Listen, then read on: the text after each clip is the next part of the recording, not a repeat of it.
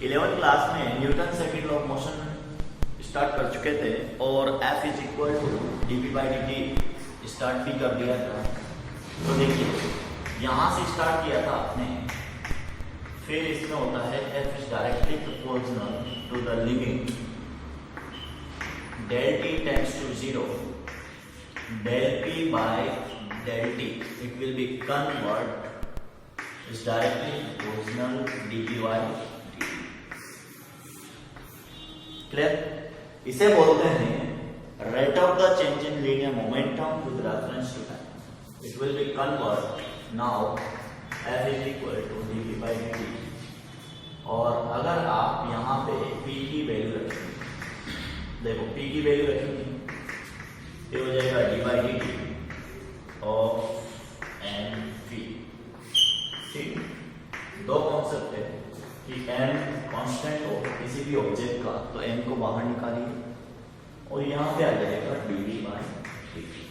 ठीक है, अगर मैं m को बाहर निकाल देता हूँ तो dv/dt होता है dv/dt हो देखो। अगर मैं v को बाहर निकाल देता हूँ तो dm/dt। ठीक है, अगर मैं v को बाहर निकाल देता हूँ तो dm/dt होता है। तो देखिए यहाँ पे जो नेक्स्ट टॉपिक है, एक तो है F is equal to m, मतलब what is the force, and next topic है what is the velocity with multiply with the rate of change in momentum mass. दोनों का प्रोडक्ट आएगा, फोर्स निकल के आएगा। ठीक है, यूनिट ऑफ फोर्स की कैलकुलेशन कर लेते हैं। Unit of force F is equal to क्या होता है, ma होता है। क्लियर? मास किसमें आ जाएगा, kg में आ जाएगा, एक्सेलरेशन में जाएगा मीटर पर second square, that is will be converted into the Newton. किसमें काउंट होगा, न्यूटन में काउंट होगा। ठीक है, तो ये F is directly proportional to the del p/dt है, F इज डायरेक्टली प्रोपोर्शनल लिमिट del p dt है, F is directly proportional dv/dt है। यहाँ से कन्वर्ट करेंगे इसको m dv/dt, और dv/dt क्या होता है, F is equal to ma होता है। क्लियर? ये हो जाएगा dm/dt, F is equal to ma हो गया तो kg मीटर पर सेकंड स्क्वायर। चलो अब मैं आपको वेक्टर फॉर्मेट में एक्सप्लेनेशन करना चाहता हूँ कि भाई F is equal to dp/dt है, ये तो न्यूमेरिकल ऑर्डर में करवा दिया मैंने। चलो write down question, important vector formation.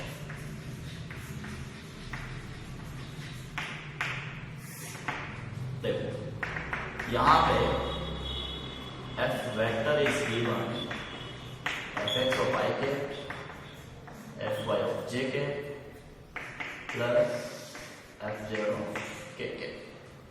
ठीक है, और p वेक्टर यहाँ पे हो जाएगा px ऑफ i के, py ऑफ j के, and pz ऑफ k के।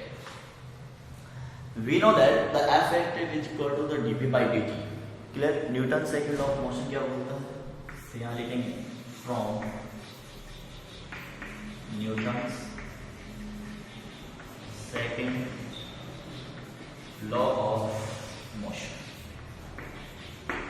ठीक है, यहाँ पे F vector is equal to होता है dp वेक्टर बाय dt। ठीक है, इस वैल्यू को यहाँ पुट कीजिए और इस वैल्यू को यहाँ पुट कीजिए। ये हो जाएगा fx i के, ये हो जाएगा fy j के, और ये हो जाएगा fj के is equal to dy/dt px of i के, px j के, एंड pz ऑफ k के।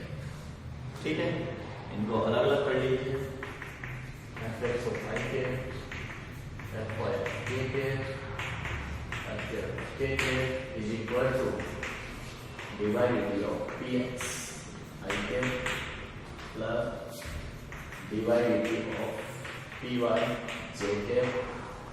क्लियर? देखिए यहाँ j के प्लस dy/dt ऑफ pj। क्या समझ में आया? समझ में आया कि fx का इक्विवेलेंट वैल्यू क्या होगा,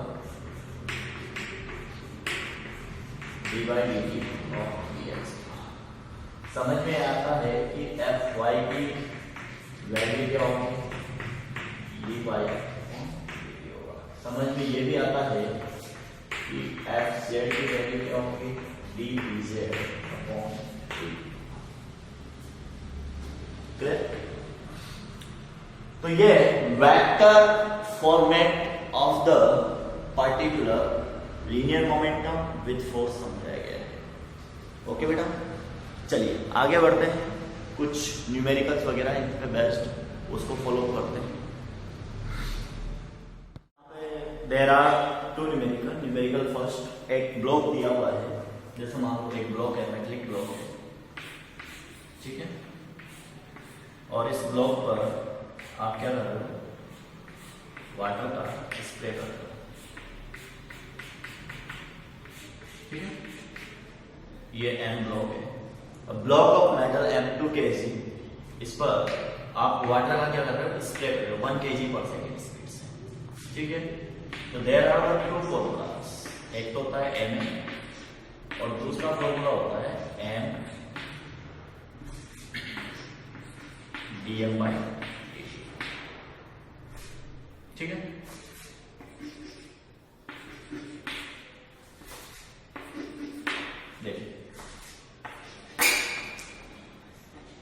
देखिए फर्स्ट क्वेश्चन है, मास ऑफ ब्लॉक को मैं स्मॉल कैपिटल M से डिटरमाइन कर रहा हूं और वाटर का जो स्प्रे लग रहा है उसको मैं dm/dt से स्प्रेड कर रहा हूं। एक्सेलरेशन फाइंड आउट करना है, तो दोनों इक्वेशन को क्या कर देंगे, मिक्स कर देंगे। ma बराबर v dm/dt,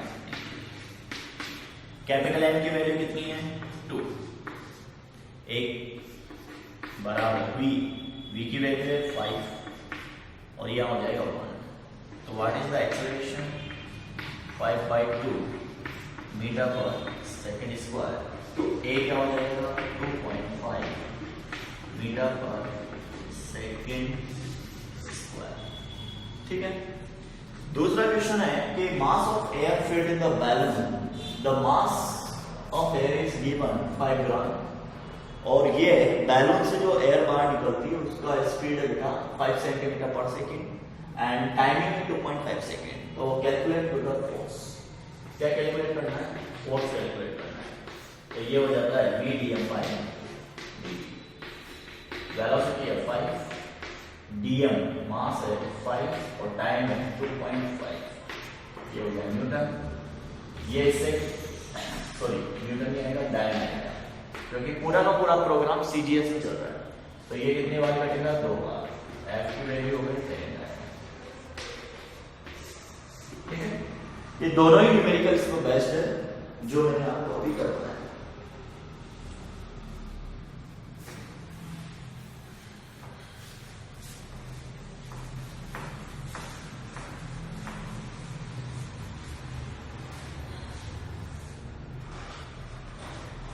देखिए बेटा, नेक्स्ट टॉपिक है आपका इंपल्स।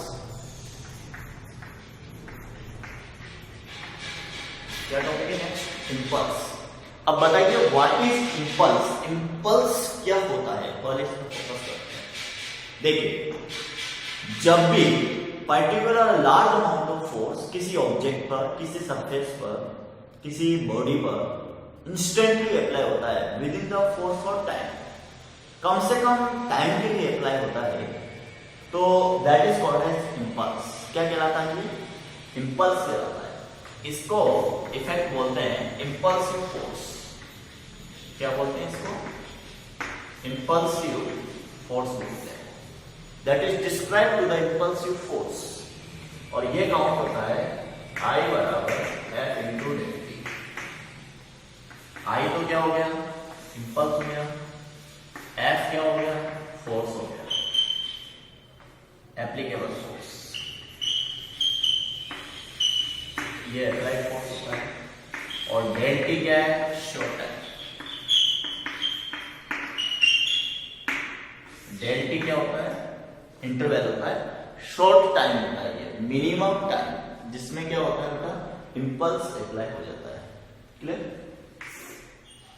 अब इम्पल्स की थ्योरी किससे रिलेट करेंगे, सबसे पहले तो unit, what is the unit, Newton into second.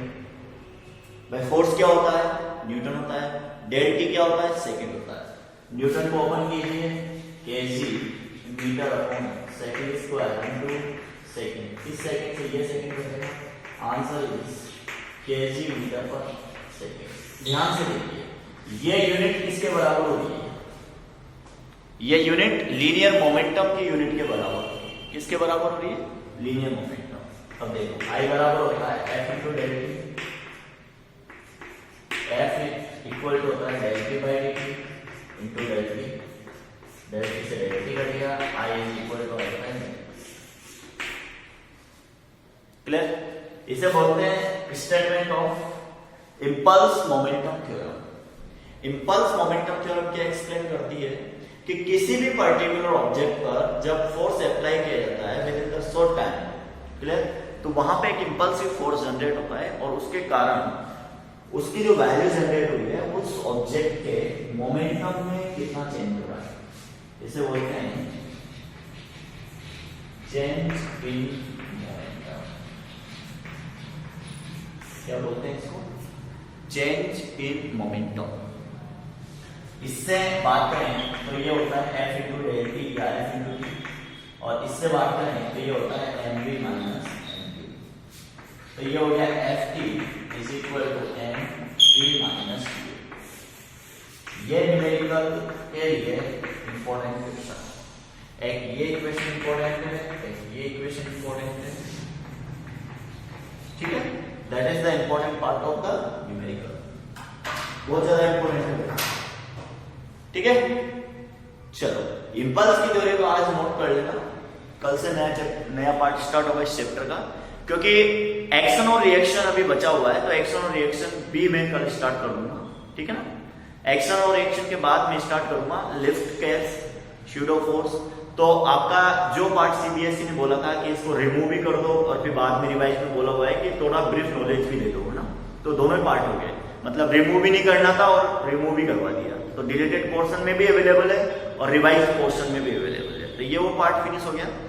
Newton's third law of motion इसके बाद स्टार्ट करेंगे, अभी इंपल्स के न्यूमेरिकल भी लेंगे, तो कल के लेक्चर में ये चीज आएगी, उसके बाद लिफ्ट केस वगैरह स्टार्ट करेंगे। तो अब जो पार्ट स्टार्ट हुआ वो चैप्टर नंबर 5 का मोस्ट इंपोर्टेंट पॉइंट। ओके बेटा, thank you, all the best.